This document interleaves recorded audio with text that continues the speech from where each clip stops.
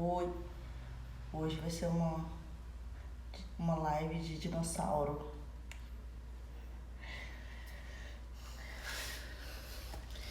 Mentira. Então hoje eu vou falar um pouco sobre de que forma você pode brincar com a criança e trabalhar naturalmente no meio da brincadeira os pré-requisitos do comportamento verbal. Falar também é um comportamento, a gente não nasce sabendo falar, a gente aprende ele através da observação dos indivíduos ao nosso redor e tem várias questões que falham nas crianças com autismo que fazem elas ter os atrasos de linguagem.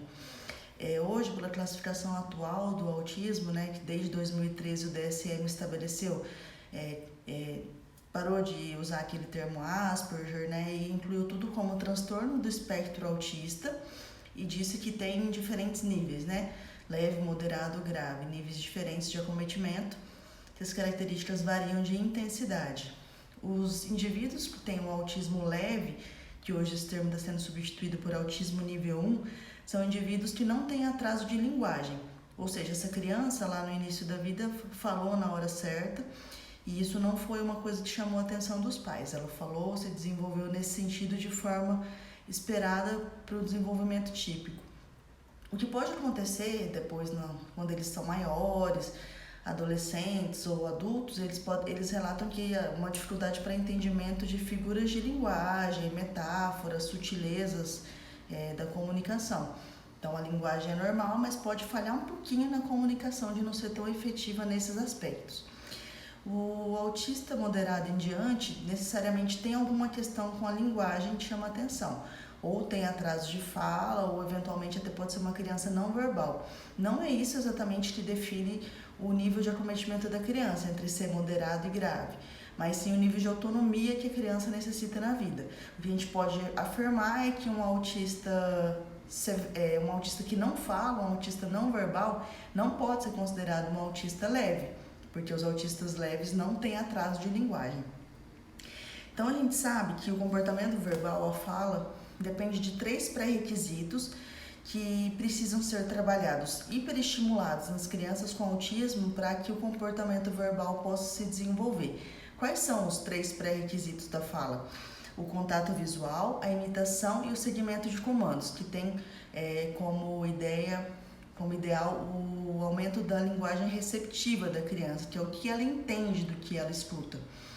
Então, de que forma eu posso brincar com uma criança e da minha brincadeira estimular esses 3 pontos, esses 3 comportamentos pré-requisitos para o comportamento verbal?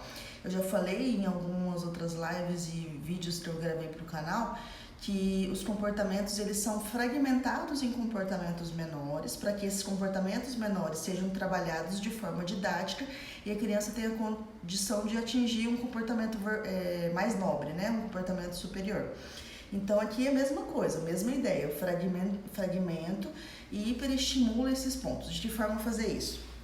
Então, em relação ao contato visual, como que eu brinco com uma criança com autismo? De que forma eu devo abordar essa criança? A primeira coisa é a questão do posicionamento frontal a ela. Você permite a ela que tenha uma facilidade de olhar para você, né, do que ficando mais lateralizado e tudo mais. O ideal é que se ela tentar fazer o contato visual, você esteja ali no ponto onde é mais fácil que isso aconteça, que é no posicionamento frontal. Enquanto você está brincando com uma criança, ela vai mudando o tempo todo de posição, e aí você tem que ir seguindo ela e se esforçando para manter posicionamento frontal o tempo todo.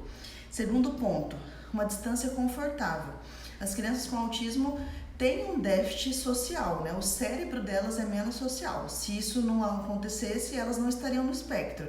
Se ela está no espectro autista, é porque ela tem alteração de ter um cérebro menos social. Então, por não responder tanto ao nosso chamado, a gente pode ter uma tendência de se aproximar muito e de ficar ali tentando chamar a atenção dela de algum jeito. E a gente se aproxima de pais às vezes, e isso pode ser aversivo para a criança, ela pode se sentir desconfortável nessa situação. E a gente não quer que a criança se sinta desconfortável, a gente não quer que ela fuja dessa nossa tentativa de contato, né? Então a gente mantém ali uma distância confortável. Outro ponto, eu devo sempre seguir a liderança da criança. Isso é para poder criar um engajamento, né? E quando a gente cria o engajamento, situação favorável, tende mais a criança olhar pra gente de forma natural, sem a gente precisar ficar ali.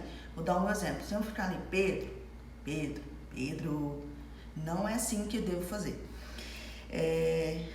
Outro ponto é imitar. Digamos que você tem ali uns 4 ou 5 brinquedos esparramados, né?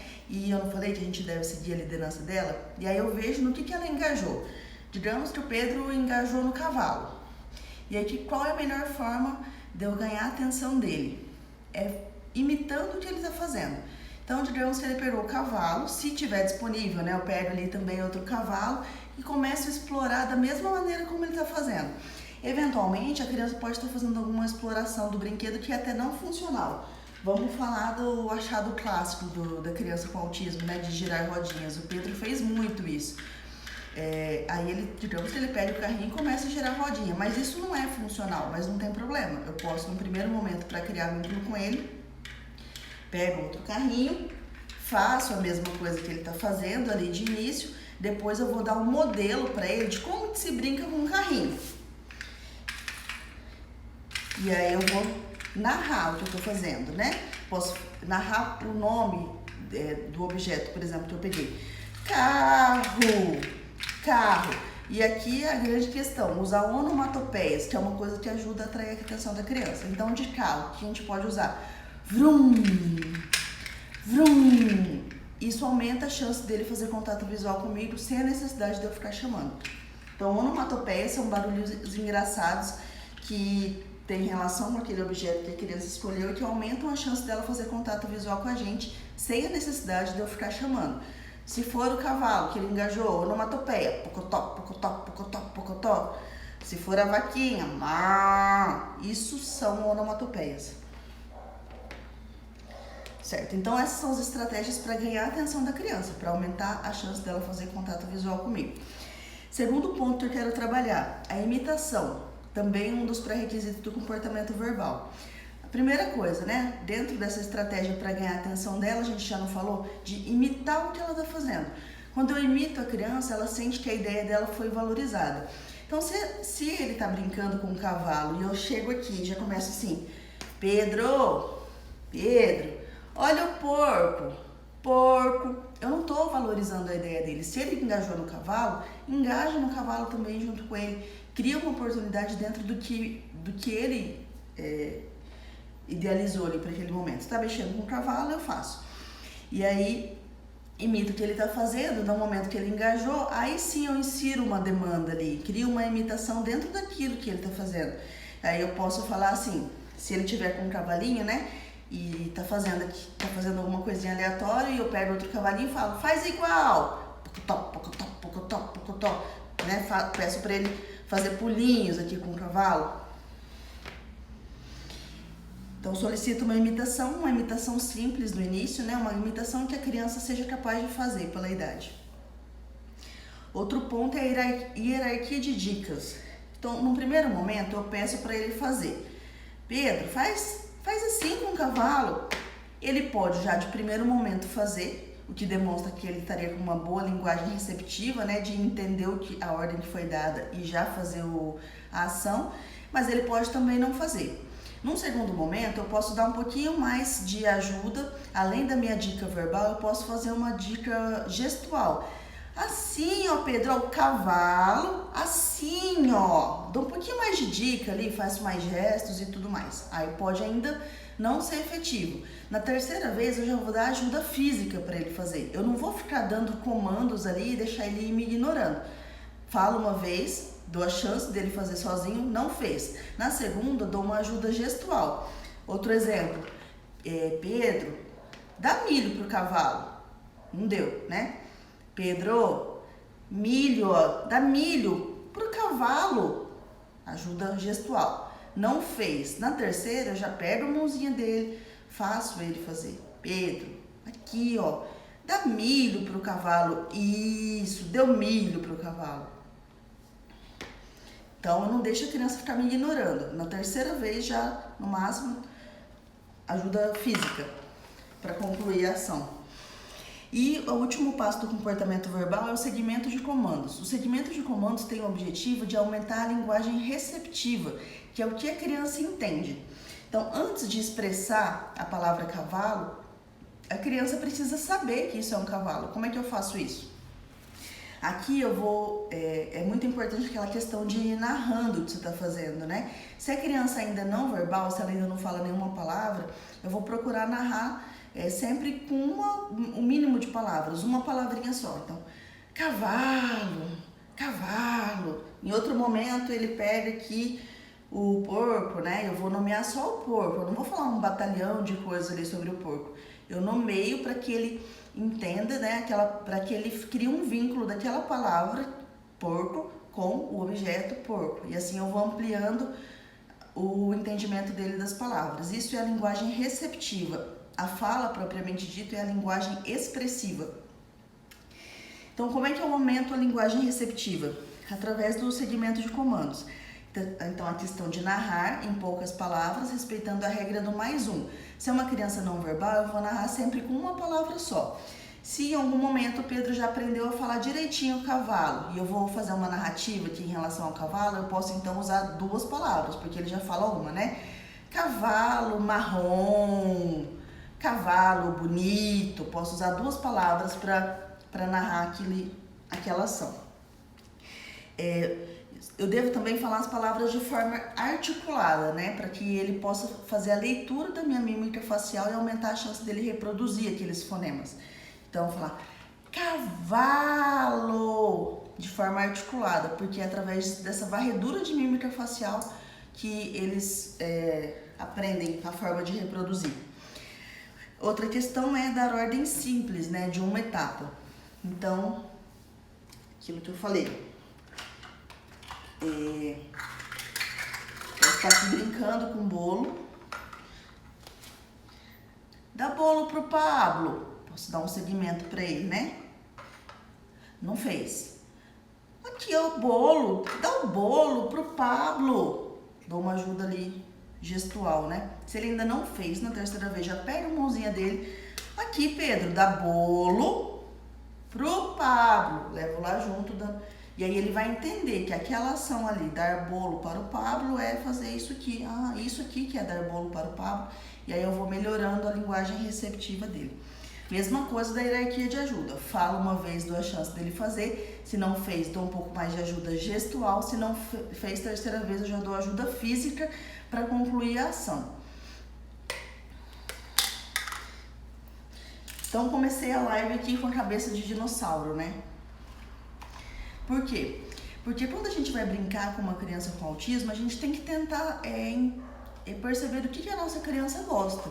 Quais são as preferências dela, né? A sua criança tem hiperfoco, né? Ela tem um assunto de grande interesse, que ela sabe tudo sobre aquilo, fala daquilo o dia inteiro. Ela tem hiperfoco ou não? O Pablo, por exemplo, não tem nenhum hiperfoco identificável. Ele tem algumas coisinhas que ele gosta mais, como binômio polícia-ladrão, ele gosta. Questão de ambulância, viatura de polícia, viatura de corpo de bombeiros, enxerga de longe na rua, mas ele não fica falando sobre isso depois, no decorrer do dia, também não sabe as informações sobre isso. É uma coisa que ele gosta um pouco mais. Então, do Pedro, nesses primeiros meses de intervenção, eu pude perceber que ele gosta muito de animais, de uma forma geral, e inclusive dinossauros. Né? Não é uma preferência maior por dinossauros até então. Na verdade, por saber que hiperfoco em dinossauros é um hiperfoco frequente, eu ofertei isso um pouco mais para ele, para ver se ele engajava mesmo, para eu poder ver se eu poderia utilizar esse hiperfoco para ensinar coisas para ele. Então, ele gosta de dinossauros, gosta tanto quanto dos outros animais até então, não consegui perceber uma diferença. Então, eu vou criar estratégias de brincar com a minha criança dentro do que ela gosta. Se gosta de animais de fazenda, se gosta de dinossauros, eu faço brincadeiras utilizando o que ela gosta. Por exemplo, para ensinar as partes do corpo, né? Trabalhar isso de forma natural. Eu posso utilizar aqui os dinossauros e falar para ele: olha, Pedro, o dinossauro vai pegar o seu pé. E aí ele vai saber que isso aqui é o pé, vai cada vez reforçar mais que isso aqui é o pé. Vai pegar o seu nariz. Pegou o nariz. De forma natural, você vai ampliando também a linguagem receptiva da criança. Brincadeiras de faz de conta, você também pode criar ao mesmo tempo, executar uma brincadeira de faz de conta e executar um segmento de comando, né? Então fica mais fácil para ele identificar que isso é um bebê, saber que o bebê pode dormir, né? Pedro, olha o bebê, vamos colocar o bebê para dormir? Coloca o bebê para dormir. Então ele está brincando de faz de conta e ao mesmo tempo está fazendo um segmento de comando. É importante sempre ir variando os comandos que você dá, porque depois de poucos dias que você fala para ele sempre colocar o bebê no berço, isso já vira um segmento condicionado. Se você falar para ele assim, Pedro, não vamos colocar o bebê para dormir, ele vai pegar o bebê e vai colocar para dormir, porque ele não vai perceber essa pequena variaçãozinha. Então é importante sempre ir mudando os comandos. Olha, Pedro, hoje vamos colocar o bebê lá em cima do sofá?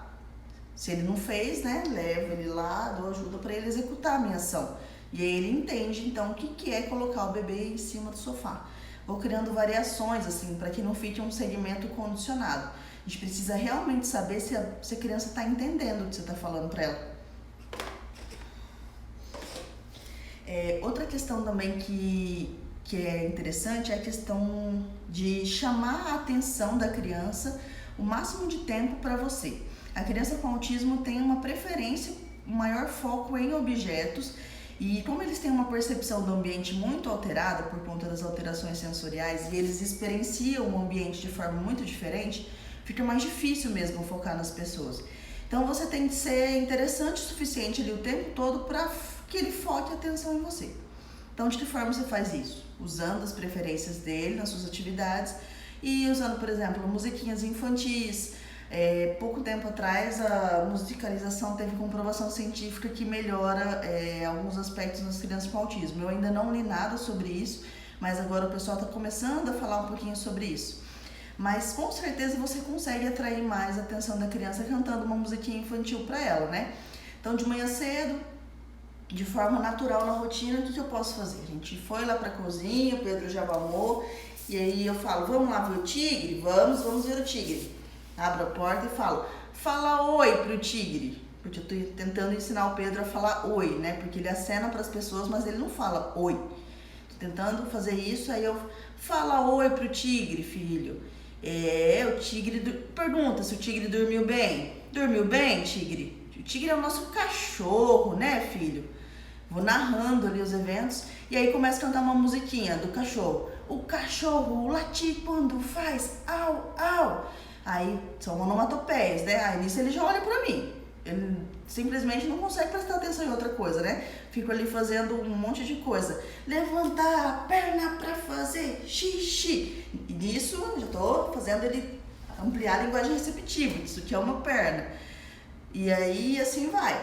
Esses dias eu cantei pra ele aquela música. Então tem várias músicas que são assim, né? Por exemplo, palma, palma, palma, pé, pé, pé.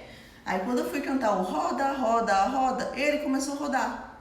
Roda, roda, roda, caranguejo, peixe E aí você vai ganhando a atenção da criança a maior parte do tempo. Você não precisa fazer intervenção o tempo todo com a criança, né? Mas você precisa criar estratégias quase que o tempo todo para ganhar a atenção da criança para você. Ela tem uma tendência natural, por ter um cérebro menos social, de focar em objetos, de focar em questões do ambiente, sobrepuja isso, criando estratégias para a criança olhar para você, ao invés de prestar tanta atenção nos objetos. Para a criança preste mais atenção nas pessoas, certo? Isso é uma forma de estimular no ambiente natural.